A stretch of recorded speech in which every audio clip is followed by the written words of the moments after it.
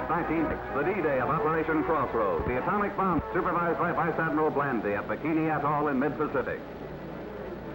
Crews leave the target ships in Bikini Lagoon, many for the last time.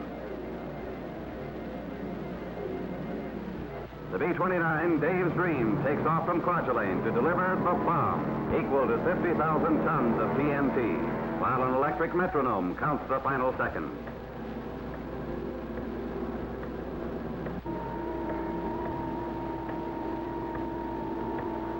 Cover your eyes. Now, on the way.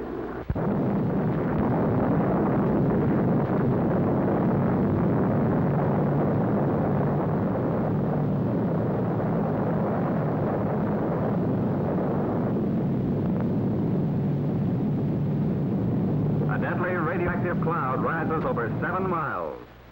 Large ships are tangled wrecks. The battleship Nevada is towed into position for the second test, Test Baker. King Judah of Bikini watches with Admiral Blandy as LST-60 moves into place. The bomb is suspended beneath LST-60 and is to be fired by remote control. The technicians and Vice Admiral Parsons leave LST-60 and the bomb. At the control room, Crossroads personnel are checked, then locked in. Dr. Holloway, Los Alamos director, readies the firing circuit. 30 seconds before H hour.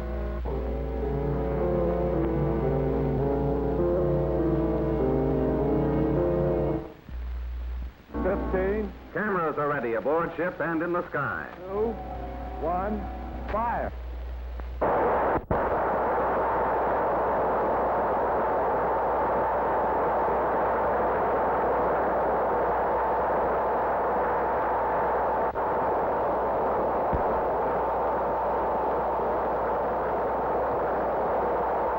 Plutonium, half the weight of a dime, caused this.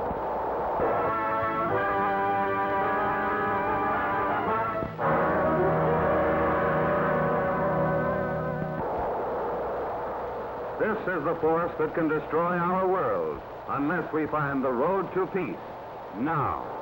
Town atom test measured a model village in the Nevada desert against the awesome power of nuclear energy. Buildings of various materials went up.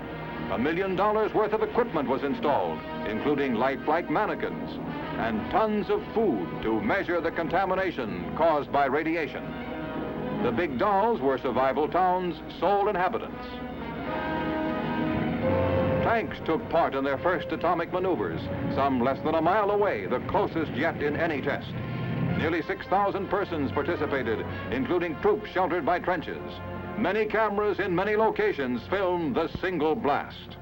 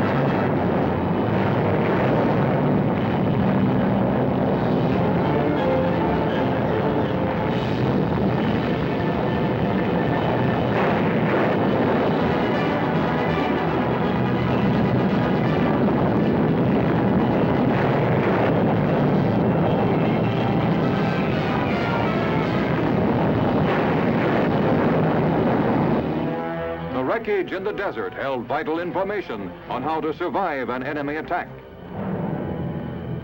With Geiger counters to check the radiation, experts assessed the damage.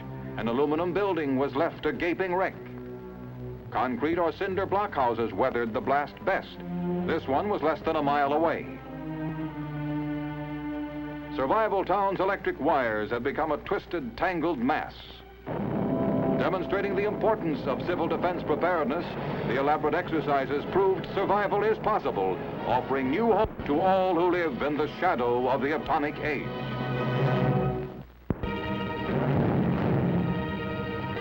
On the sandy wastes at Yucca Flat, Nevada, a new series of atomic explosions are set off. Tanks are among the obsolete pieces of Army equipment being tested in the exercises called Operation Teapot. More than 9,000 servicemen have been assembled at the proving grounds, ready to take their places in forward trenches. In a grim new age of warfare, today's fighting men must be taught survival on an atomic battlefield. While the troops take cover, the Army's giant new 100-inch camera is pointed toward the blast tower. Men tensely eye the control booth as the seconds tick off.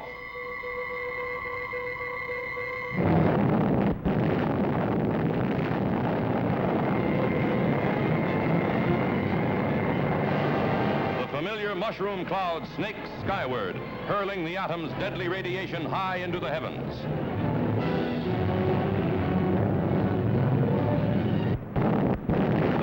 And shock waves roll over the men huddled in the trenches. Never before have we had such a close-up view.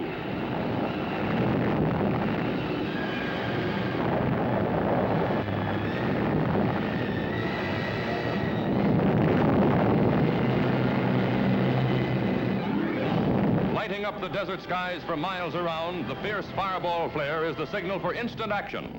Quickly, the men are ordered to leave their positions. The explosion's radioactive fallout is almost as dangerous as the blast itself.